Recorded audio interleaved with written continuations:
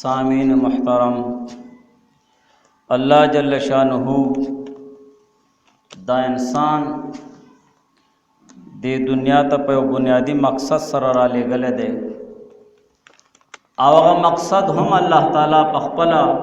प कुरान पाक के ज़िक्र करे दे। अल्लाह जल्ल शानुहु फरमाई,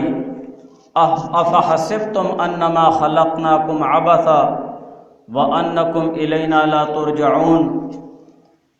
आया तासु दा गुमान कवई कि मुंग तासु बस पैदा करिए और तासु ब मुंग तरफ त नरा वापस के गई। दा से न दा, बल्कि अल्लाह जल्ल शानुहु दा इंसान दे दुनिया त पे बुनियादी मकसद सरा रा ले गले दे। और आगा मकसद अगा दा अल्लाह ताला रज़ा और दो हुज़ूर पाक सल्लल्लाहु अलैहि वसल्लम रज़ा दा। और अल्लाह जल्ल शानुहु फरमाई, वमा खलक़तुल जिन्न वल इंसा इल्ला लियअबुदून। मानद पैदा करी दा जन्नात और इंसानान मगर सिर्फ द खपल इबादत द पारा। दा अल्लाह जल्ल शानुहु इबादत और द हुज़ूर अलैहि सलाम खुशनुदी और रज़ा द पारा मुंगा अल्लाह ताला पैदा करियो। और दा वक्त और दा उमर दा जवानी और दा लम्हात दा टोल हर सच अल्लाह जल्ल शानुहु मुंग तरा करी दी और दे दुनिया तेरा लिगली नोम दग द पारा च दा अल्लाह ताला रज़ा मुंगा हासिल को। द हुज़ूर अलैहि सलाम तालीमात मुताबिक पल जन तेर को और पल आखिरत जोड़ को। और द दे जन मुतालिक, द दे औकात मुतालिक, द दे ज़वानी मुतालिक, द दे माल हाल मुतालिक, द दे टूल खबर मुतालिक बदा अल्लाह ताला प दरबार के दरज द क़यामत तपोस बकवलिशिय। ज़का अब्दुल्लाह इब्न मसूद रज़ी अल्लाह ताला अन्हु रिवायत दे कि हुज़ूर पाक सल्लल्लाहु अलैहि वसल्लम ने रिवायत कवी, क़ाल ला तज़ूलु क़दमा इब्न आदम यौमल क़ियामा हत्ता युसअल अन खम्सिन। चरज़ द क़यामत द इब्न आदम द आदम जुई कदमुन बद खपल ज़ैन बन खोजी तरकम पर दागन द पिंजो खबर तपोस नकड़े शी। टोलो नावल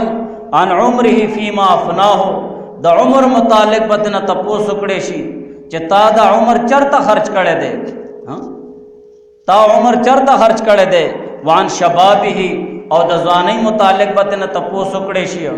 फ़ीमा अबला हो चिता दा ज़वानी चरता खर्च करे दा। ज़वानी दे चरता चदन अगा ख़त्म करे दया। वान मालिही मिन ऐन इक्तसबहु, द माल मुतालिक बदन तपोस उकड़े शी तादा माल चर कम जैन घटलो। व फ़ीमा अनफ़क़हु और दा खपल माल दे प कम जै के खर्च करो। व मादा आमिल फ़ीमा आलिमा और ता सरकुम इल्म द दिन मुतालिक ता गैबान सुमर अमल करो। द दे टूल सवालों जवाब रज़ द क़यामत और दा अल्लाह ताला प मख के पयोदा से अदालत के बद दे सवालों जवाब वर कवलिशी। चाल त न दे चा वकालत चलेगी, न हाल त धोकश त दे, न फरेब्श त दे, न हाल त रिश्वश त दे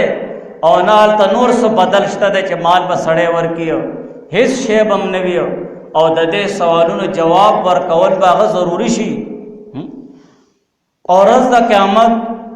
अल्लाह जल्ल शानुहु फरमाई, अल यौम नख्तिमु अला अफ़वाहिहिम व तुकल्लिमुना अयदीहिम व तशहदु अर्जुलुहुम बिमा कानू यक्सिबून। द हर इंसान दाग पखला बांधे ब मोहर लगोले शियो। अल्लाह जल्ल शानुहु फरमाई कि पदी रज़ द क़यामत बांधे बायो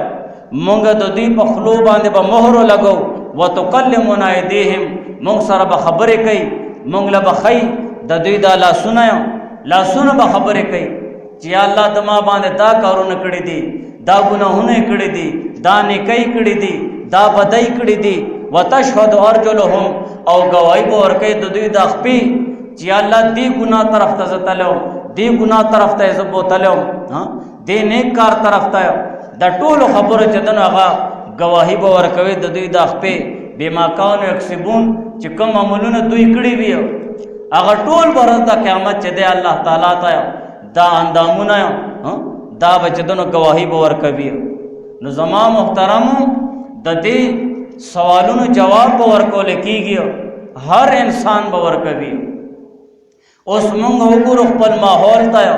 او د خپل ژوند ته وګورو، د خپل معاشرې ته وګورو چې زمونږ په دې معاشره کې داسې شیان او داسې کارونه کیږي چې هغې سره زمونږ د اعمال هغه بالکل خراب شي، مجروح شي، زمونږ ژوند پکې چې دونه هغه بربادېږي، اوقات پکې بربادېږي. لکه نن سبا موبایل له وګورئ چې دا یو جدید ټیکنالوجي ده چې مونږ دا موبایل استعمالو، جوړونکي خو به په دې نیت سره جوړ کړی وي چې دې نه څوک فایده اوچته کړي، لیکن زمونږ په دې معاشره کې اکثر خلک مشران دي او که کشران دي هغوی په دې مصیبت کې راګیر دي. لیکن مونږ دې له نه ګورو چې مونږ دا موبایل او دا جدید ټیکنالوجي مونږ څنګه استعمالو، دې نه مونږ فایده اخلو کو دې نه مونږ چې دې نه خپل آخرت بربادو، خپل اوقات بربادو، خپل اعمال بربادو. دې طرف ته چې دې نه مونږ بالکل خیال نه کوو. حالانکه د مومن مسلمان شان داسې کېدل پکار دی چې هغه د خولې نه یو خبره مباسي نو هغه دل دماغ کې دا شی وي چې یاره دا خبره ما دپاره وبال نه ګرځي، دا خبره ما دپاره نقصان نه ګرځي، بلکې دا خبره سراپا خیر ما دپاره وګرځي چې دې کې خیر وي، نور مسلمانانو تم خیر وي، ما دپاره هم خیر وي، او دغه شانته په آخرت کې ما دپاره چې دنو دا خبره چې دنو هغه د خیر وګرځي. هم په دغه شي باندې چې مونږ دا موبایل استعمالو او موبایل باندې مونږ فیسبوک استعمالو، ټویټر استعمالو، واٹس اپ استعمالو، لیکن مونږ دا نه ګورو چې په دې شیانو باندې مونږ څومره ګناهونه کوو، څومره ګناهونه کوو او بدترین ګناهونه مونږ په دې باندې کوو. لکه غیبت والی، هر چاله پته ده چې غیبت دا یو ډېره غټه ګناه ده. قرآن کې الله تعالی فرمایي ولا یغتب بعضکم بعضا، غیبت نه کوي تاسو نه بعض د بعض خلکو یو غیبت نه کوي. الله تعالی فرمایي تاسو غیبت مه کوئ د یو بل. او بیا الله تعالی فرمایي چې دا غیبت څه شی دی؟ ایحب احدکم ان یاکل لحم اخیه میتا، آیا تاسو نه یو کس دا خوښوي چې د خپل مړ ورور غوښې وخوري؟ مردار شوی دی، مړ شوی دی او د هغه غوښې وخوري. فکرهتموه، الله تعالی فرمایي چې تاسو دا نه خوښوئ. دا غیبت دغه شی دی، د بل مسلمان مړ شوي ورور غوښې خوړل. بیا الله تعالی فرمایي واتقوا الله، د الله تعالی نه یریږئ په دې خبرو کې، په دې غیبت کې، د خپل مسلمان مړ شوي ورور غوښو خوړو نه، دې کارونو نو دې خبرو نه ځان وساتئ.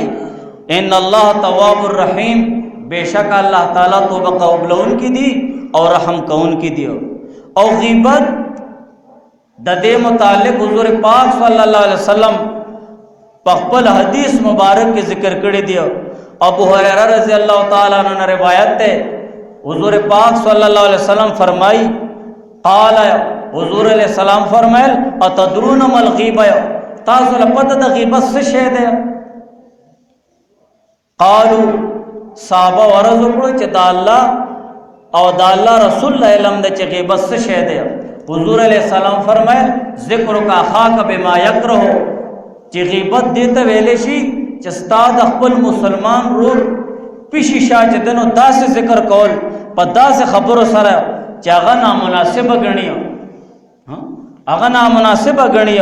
قیل فرایت ان کان فی اخی ما اقول، چا تپوس وکړه چې یا رسول الله کچر زه خبره د هغه مسلمان ورور متعلق کوم او هغه کې موجود وي، نو بیا حضور علیہ السلام فرمایل ان کان فی ما تقول فقط اخطبته، کچر هغه خبره هغه کې موجود وي او تا وکړه، تا هغه باندې غیبت وکړو، دغه ته غیبت ویل شي. او کچر هغه خبره هغه کې نه وي موجود فقط بهت، نو بیا دې په تهمت لګولو. دې حدیث مبارک نه دو خبره معلومی شي، یو هغه غیبت معلوم شو او بل چې دنو د دینه تهمت معلوم شو. غیبت خو دې ته ویل کېږي چې د خپل مسلمان ورور پیشیشه داسې ذکر کول او د هغه پیشیشه داسې خبرې کول چې هغه کې موجود وي او هغه له پته ولګي او هغه چې دنو بد وګڼي چې یاره د ما پسې دا ولې داسې ویلي دي. دې ته غیبت ویل کېږي. او تهمت دې ته ویل کېږي چې د خپل مسلمان رور پیشیشا داسې خبره کول، هغه باندې داسې عیب لګول، هغه باندې داسې الزام لګول چې هغه کې موجود نه وي او تا هغه باندې هغه عیب ولګې، هغه الزام ولګې، نو دې ته تهمت ویل کېږي. او تهمت هم چې دنو هغه ګناه کبیره ده او ډېر غټ چې دنو غټه ګناه ده. بلکې تهمت متعلق چې دنو سورہ نور کې الله تعالی احکامات ذکر کړی دي. سورہ نور کې یو کس بل مسلمان رور باندې زنانه باندې یا په سړی باندې چې دنو د زنا تهمت لګی په صریح الفاظ سره، په صریح الفاظ سره، لکه زمونږ معاشره کې ته چې دنو زناکار ته زانی داس الفاظ سره یا نور صریح الفاظ دیتا پارا استعمالیږي. نو د زنا د ثابت کولو د پارا سلور گواهان بچدنو پیش کولې بشي او د اسلامی قانون متعلق کچر سلور گواهان پیش نکړي شي نو د باندې به حد جاری کیږي چې هغه اتیا دوری دی. او کچر یو کس لګیدو په مسلمان سړی او په مسلمان خزه باندې داسې خبره الزام یو لګولو، یعنی صریح الفاظ سره د زنا تهمت نه لګولو بلکې بل څه الفاظ سره چې هغه سره اشارتن معلومیږي. لکه زموږ معاشره کې خلک داسې وایي یاره د کس دا کردار مال خنخ کاری کنه، دا کردار د خنه دی، د کړهوړ خنه دی، د به وخت داسې زیرازي. نو دې الفاظو نه دا معلومیږي چې د طرف ته بدکاری نسبت کوي چې دغه دا شیشته ده. نو د اسلامی قانون مطابق کچره د خپل خبره ثابت نکړي نو د باندې بچدنو مناسب تعزیر بلګي. هغه د وخت بادشاہ قاضي هغه باندې بچده مناسب تعزیر بلګي. او حضور علیہ السلام فرمایل الغیبت اشد من الزنا، غیبت چدنو دا د زنانم بدتر ده. صحابه عرض وکړي چې دا څنګه یا رسول الله؟ حضور علیہ السلام فرمایل چې زنا کون کې هغه د زنانو توبه وکي او الله تعالی نه معافي وغواړي نو معاف شي، لیکن غیبت کون کې تر هغه وخت پورې نه معاف کیږي تر کومه پورې چې چا غیبت کړ دی هغه نه معافي نه غواړي. دې حدیث نه معلوم شو چې بغیبت کې حق الله دا الله تعالی حق هم ضایع کیږي او د بنده حق هم پکې ضایع کیږي. دغه د وجه علماء فرمایلی دي چې څوک د چا غیبت وکي نو د هغه کس نه به معافي غواړي اله به د هغه غیبت معاف کیږي. بعض علما فرمایي چې د چا غیبت وکړو هغه خبر نه رسیدلې د هغه غیبت نو دا د بنده حق نه ده ګرځېدلی، هغه نه معافي غوښتل ضروري نه دي. لیکن بیا مولانا شربری تھانی صاحب رحمه الله تعالی فرمایي بیان القرآن کې کچره غیبت د چا غیبت تا کړه د هغه خبر نه ده رسیدلې او داغه حق نه ده ګرځېدلې، بیا هم ته په لاسو کسانو کې چې تا داغه غیبت کړی دی د خپل ګناهونو اقرار وکړې چې رمانه غلطي شوې ده، زه ځان له ګناهګاره سړی یم او همدارنګې هغه دپاره توبه او استغفار وکړې او د هغې طریقه چې دی د انس رضی الله تعالی عنہ په روایت کې دی چې حضور پاک صلی الله علیه وسلم فرمایل ان من کفارة الغیبة ان یستغفر لمن اغتابه تقول اللهم اغفر لنا وله. چې د چا تا غیبت کړی دی او هغه نه چې دنه ته معافي غوښتو سو ممکنه طریقه نه کیږي یا هغه وفات شو یا هغه لاپته شو او تا هغه نه معافي نشي غوښتې څه طریقه نه کیږي نو بیا به تا هغه دپاره به استغفار کې یا الله هغه له معافي وکړي او ماله بخښنه وکړي، توبه استغفار به کوي. او همدارنګې تهمت چې دی دا ډېره غټه ګناه ده. حضرت علی رضی الله تعالی عنہ فرمایي چې کم کس د یو مسلمان سړي له یا یو مسلمان ښځې له د فقر او د فاقه او د غریبۍ په وجه باندې چې دنو هغه ذلیله کوي او خوار کوي، ورځ د قیامت به دا کس الله تعالی په اولینو په آخرینو کې به ذلیله کوي او به شرموي او ورځ د قیامت به الله تعالی د اور په یو اوچته ډیرۍ باندې به الله تعالی ودرئ تر دې پورې چې د ځان دروغجن وګڼي چېرې ما غلط ویلی دی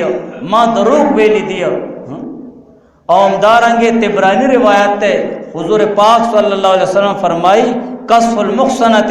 یهدم عمل 100 سنة، چې مسلمان سړی له یا یو مسلمان خزمان تهمت لګول دا د سلو کالو عبادت برباد کی. نو زما محترم اوس تاسو او مونږ په خپل سوچ کوو چې دا موبایل مونږ استعمالو، فیسبوک استعمالو، واتس اپ استعمالو، پاغه باندې مونږ څومره خلکو غیبت کوو. څنګه غیبت په جبه سره کیږي او دغه شان د غیبت په تحریر سره کیږي. څنګه غیبت په اعمال سره ویو چې د چا غیبت ته کې کاغه بدن متعلق وي، دین متعلق وي، مال متعلق وي، اولاد متعلق وي، تر دې پورې غیبت په اشاره سره ویو. نو زما محترمو په دې فیسبوک باندې او په واتس اپ باندې موږ څومره مسلمانان د یو بل غیبت کوو، څومره په دره دې موږ وایو. یو مسلمان لا پتم نه ویو او داغه چې دنو هغه ملګرو اغشتې په فیسبوک باندې او شرمایي سوک سوي او سوک سوي. څومره ګناهونه مونږ چې دنو هغه اخلو او هغه غیبت والا خبره یو مسلمان ورو لګي هغه لایکم کیو یاره دا ما خوښ کړ دا غیبت، تا دا غیبت کړه زما سخت خوښ شو. بیا شعر هم کې تبلیغ هم دا غيو کی. شعر مطلب دا د تبلیغ یو کا بل له ورسوي د دې خبره دعوت ورکای زیارتم والا پلکو کروڑو خلق باندې هغه شیخ خلق ګوري اور یو لولي غیبت کیږي او ور سره چې دنو لایکی کې مشر کیږي. څومره خلکو نه به موږ معافي غواړو، څومره خلکو به توبه استغفار وکړي او دغه شی باندې موږ خلکو باندې تهمتونه لګو. یو مسلمان ورو لګي بل مسلمان ورو باندې تهمت لګي، فلانه داسې دې ټینګلې داسې دې هغه خبره شیر کیږي مولای کیږي مخ کې روانه شیر کیږي بھائی خواہ کا لائک دا شیخ خواہ کا تم خواہ کا شیئر کا بھائی تبلیغی ہو کا تم مخی ہو لے گئے. سمر خلقو چدنو منگا چدنو اغا تحمتونو مخی لی گوئی داس دید شید پارا زمان محترمو چاچ دا شیئی جات کڑے دے اغا با دل و دماغ کی بم دا شیئی نی چی خلق با دے سر دا شیئی کئی اغا با دے فیدی دا پارا با دا استعمال جوڑ کڑے بھی. لیکن مونږ څومره غلط طریقې سره د دې استعمال کوو، څومره غیبت دی باندې مونږ کوو. کروڑو لکو خلکو لا غیبت رسیو تعالی دا هغې چې دنو سله را رسیو مفتو کې تا چا باندې تهمت لګولی دی که د صریح زنا وي او که د زنا نه وي څومره خلکو لا هغه تهمت روان دی. سلو کالو عبادت ستا یو خبرې سره برباد شو، قبول شوی عبادت زمونږ څه پته د سل کاله عمر دی یا نه دی، چاله پته د زما عبادت قبلیږي یا نه قبلیږي. دا زمونږ څنګه عبادت دي، ورځ د قیامت به مونږ څه جواب ورکوو. حضور پاک صلی الله علیه وسلم صحابه ته عرض وکړو چې تاسو مفلس پیژنئ، غریب او ناچاره سړی، بې یار او مددګاره سړی. صحابه عرض وکړو یا رسول الله مفلس هغه ته وایي چې چا سره پیسې نه وي، درهم نه وي، دینار نه وي، روپۍ نه وي. حضور علیه السلام فرمایي داسې نه ده بلکې زما د امت رز د قیامت هغه سړی به لاچار او بیار او مددگار او مفلس به وي چې هغه سره به د غرونو برابر نیکۍ به وي، لیکن چاله به کنزل کړي وي، چاله به بد رد ویلي وي، چاله به غیبت کړي وي. دا ټولې خبرې دې کې راشي، چا باندې تهمت، چا سره به واټه کول کړي وي، هغه نیک اعمال به د دغه خلکو باندې به تقسیم شي. چرې نیک اعمال ختم شي نو بیا به چې دنو د هغې مظلومانو خلکو هغه بدۍ د په سر باندې به انبار کړی شي. دوم د یو کس غیبت کولو باندې هغه لکو کروڑو خلکو له غیبت ورسي، څومره خلکو نه به معافي غواړي، څنګه به معافي غواړي او څومره خلکو له به توبه استغفار وکړي. همدارنګې په دې شي باندې د حکمرانانو غیبت څومره کیږي. چرې مونږ دا سوچ کړی دی چې دا حکمرانان مونږ باندې مسلط کیږي، داسې ظالمان او جابران دا ولې داسې مسلط کیږي؟ دا څنګه مسلط کیږي؟ حدیث قدسی دی، حدیث قدسی الله جل شانو په خپله فرمایي، الله جل شانو فرمایي انا مالک الملوک و ملک الملوک، چې زه د بادشاهانو بادشاه یم او د شهنشاه او شهنشاه یم. قلوب الملوک بیدی، چې د دې ټولو بادشاهانو د زړونه زما په دست قدرت کې دی.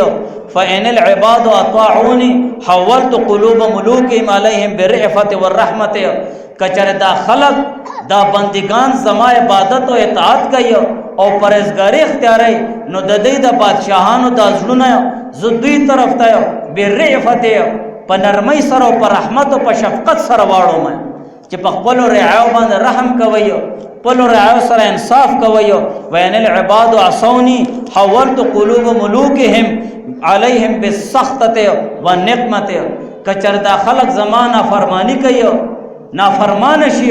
د حضور علیہ السلام تعلیمات پریک دی سنت طریقې پریک دی نو د دې د بادشاہانو د ازلونه دوی طرف ته زپا سختۍ سره او په انتقام سره راواړو ما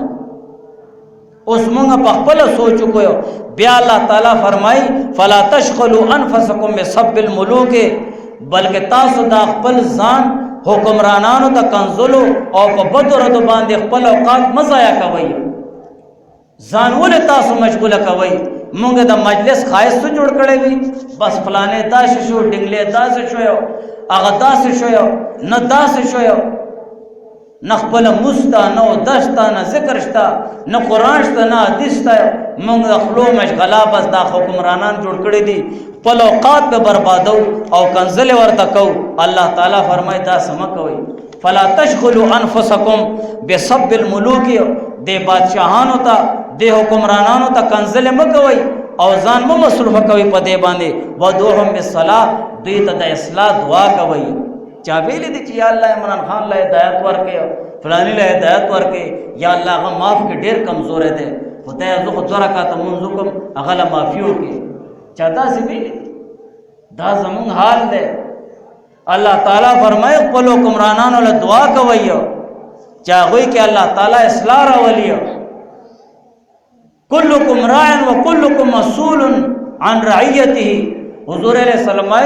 حضور علیہ السلام فرمایا اره تاسو کې نگران او سرپرست دی نگران دی سرپرست دی مشر دی د کور مشر دی هغه نه به د کور بار متعلق تپوس کیږي خزه د کور مشر دی د بال متعلق بال بچو د خاوند د مال متعلق تپوس بته نه کیږي امام چې دونه هغه مشر دی د دې مقتدیانو تپوس بته نه کیږي د کلی مشر دی داغه نه د کلی متعلق تپوس کیږي د دې ټولو خبرو چې دنه جوابدهي کول وی صرف دا ونه د جزم مشر شوم یا کشر شوم د خپلو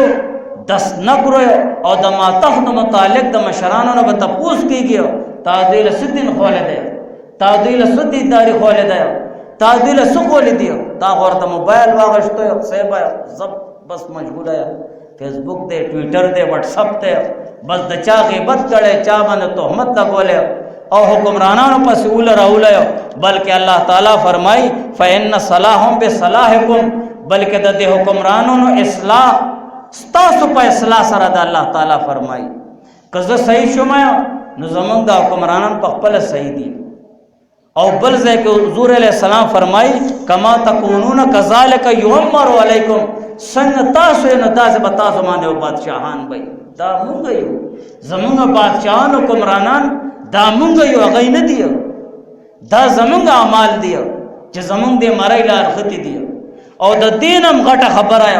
د علماء او د طلباء چې دنه هغه په دې فیسبوک او په دې واتس اپ باندې چې دنه د هغه بیزتی کیږي د علم نه موږ څه خبر د علم مرتبه او د علماء مرتبه نه د عوام څه خبر دي دا زمون کم ظرفي ده چې موږ د خپل عالم بیزتی کو هغه کم مسلک سره چې تعلق ساتي ستاسو سره کار نشته هغه الله پاک علم ورکړی دی خپل صفت علم ها علیم بذات الصدور الله تعالی علیم دی عالم دی هغه خپل صفت الله تعالی هغه بندل ورکړو دا اختیار مال چاره کړی دی چې دا غبط وامه او دا غو بیزتی کومه نو زما محترمو دغه شانته ابرو ریزی د مسلمانانو لکونته وخت باخلم غړی لټیر مو ګورای دی فیسبوک باندې څومره مسلمانان بے عزت کیږي مونږ د مسلمانانو بے عزتی کوو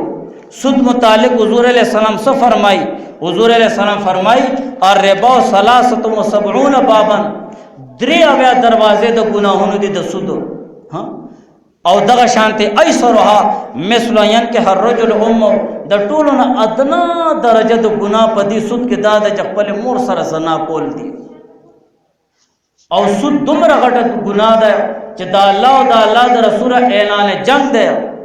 دا الله او دا الله د رسول د طرفه اعلان جنگ د سودخور سره، او د دینم بدترین سود حضور علیہ السلام څه فرمای ان ارب الربا عرض الرجل المسلم، چې بدترین سود دا د خپل مسلمان رول ابروریزی کول، داغه بیزتی کول. زمون مجلسونه په دې باندې ګرمي پرې د فلانه داسې د بے غیرت ده دله ده فلانه ده ډنګلې ده، داغه بیزتی کول دي. ته په یو وخت کې داغه غیبت هم کې، هغه باندې تهمت هم لګي په یو وخت کې، او داغه بیزتی هم کې لاسو کسانو کې. راشه زمونږ د فیسبوک او ټویټر او واتس اپ څومره مسلمانان په دې باندې بیزتی کوي، د یو بل څومره بیزتی کوي، او هغه بیزتی بیا څه کوي لایک کوي. زما وخت دا بیزتی ما خوښ کړه، تبلیغ مو کا شیئر کبل نه مولې گئے فری کې تمره ګناهونه مونږه غټو. زما محترم مونږه چرته سوچ کړه دې چې زمونږ څه حال وي، زمونږ نیک اعمال څه شي دي، څومره ګناهونه مونږه غټو. ان عرب الربا حضور علیہ السلام فرمای بدترین سود دا د عرض الرجل المسلم، د خپل مسلمان رور ابروریزی کولو، او دا غینم بیا چې لګ مخ کې شي تصویر سازی ده، تصویران دي ویډیوګان دي. ولې زمونږ ذهن کې دا شي رانه شي چې تصویر جایز ده. د علماء اختلاف ځان له یو شی ده، هغه علمي خبرې دي. دا بت پرستی چې راغله ده دا د تصویر نه راغله ده. د بت پرستی وجود او بنیاد هغه د تصویر نه شروع شوه ده. او زما محترم نن سبا موږ څه کوو په فیسبوک او په واتس اپ او ټویټر باندې به تصویر راشي، لایک هم کوو شیئر هم کوو، او دا غینه بد شی دا ده چې د خود تصویران وي، یو خزه یو زنانه هغه به عاجزه بس داسې غلې غونتې بور د تصویر والی هغه عاجزه به چرته ناسته د چا انتظار به کوي، څه عذر به بس تصویر به نوالی او چار او ناچار خبرې ور سره لیکلي، هغه عاجزه له غریب له پتم نه، او هغه شرمېږي په فیسبوک باندې اور یو لایک کوي او شیئر کوي. دا څومره زمونږ کم وختي ده. مونږ د دې صدباب نشو کوله دروازه ولې بیت تصویر لایک کوي او شیئر کوي، او دا غینم زیات بیا د بے حیاي تصویر بای لایک بم کی زما دا بے حیاي خو حد سے شیئر کا تم والا یار دا بے حیاي تبلیغ میں وکړو تم خواخه کوي. زمون دا شی جوړ د په فیسبوک او په واتس اپ او ټویټر باندې تم یار شیئر کا تم خواخ کا دا تصویر خا دا جنې زما ډېر سخت وه ده، او دا غي د پاسه بیا ماشاءالله په ورته لیکلې او د خدای بندا یو حرام شی له ماشاءالله لیکي، یو ناروا شی له ماشاءالله ماشاءالله سچ الله واشو یو حرام شی باندې ستا بسم الله ویلتا کفر تر سي علماء فرمای د شریعت مسله ده. حرام شی باندې توای بسم الله الرحمن الرحیم گویا تا حرام شی ځان له حلال کړو، یو حرام شی حلالول او یو حلال شی حرامول دا د الله په اختیار کې دي، ستاسو زما په اختیار کې نه دي. د بندګانو یو حرام شی له زما ماشاءالله ډیر خدای نو دا زمون کم بختی ده چې زمون هغه جوړون کې دي شي د پاره دا شی نه ده جوړ کړي، او د دینم زیات برا بیا ځایو کافر غلط شی به ور کړی، تصویر به ور کړی، کافر به وک شیئر نه کړو، فاسق به وک شیئر نه کړو، تب کافر کتا دا لایک نه کړو، لایک او شیئر باندې ټول پويږي مان خیر تب کافر. حالان کې حدیث کې حضور پاک صلی الله علیه وسلم فرمای یو مسلمان سړی ته کافر ویل د دې سخت ممانعت راغله ده. ابو ذر رضی الله تعالی عنہ روایت ده، هغه فرمایي چې ما د حضور علیه السلام نو اوریدلې دي لا يرمي رجل رجلا بالفسوق ولا يرميه بالكفر الا ارتدت عليه، چې یو مسلمان رور بل کستا مسلمان ته کافر وي یا فاسق وي، فاسق ګناګار ته ویل شي، فاسق فاجر ہے ته داسه فاسق ورته وي یا کافر ورته وي، نو دا فسق او کفر هغه وین کې باندې واپس شي. کچره هغه کس داسې نه چاته چې فاسق او کافر ویل شي وي دی. کذالک همدارنګ حضور علیه السلام فرمایلی دي اذا قال الرجل لاخيه یا کافر، یو مسلمان سړی ولګه د بل ته وي او کافر ہے کقتله، د دې دومره غټه ګناه ده لکه تا د قتل کړو، لکه د قتل برابر ګناه. قتل برابر تعالی چې دنو د هغې ګناه تعالی ملاو شوی. نو زما محترمو دې شي کې احتیاط کول پکار دی. بعضې خبرې داسې دي بس نیکه خبره چا واورېده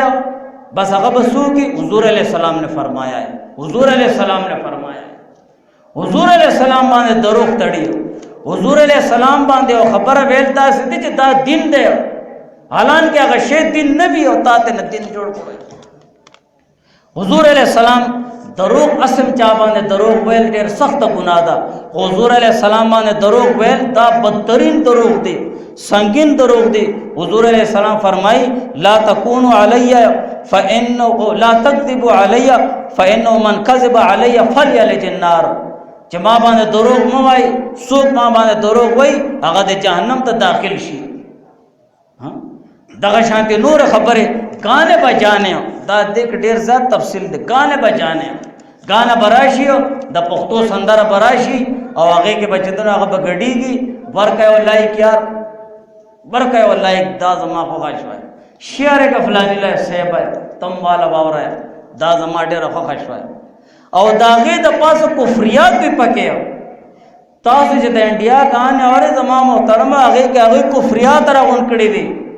هغه موږ مسلمانان هغه کفریات په جبه باندې وایو او صورت ناخلو اسوایو یرا لایک کایو دا کفر زما خوخم د دې کې چې دی ویلې دی دا کفر زما خوخم د لایک کایو او شعر کا تبلیغ مو کده دی کفر.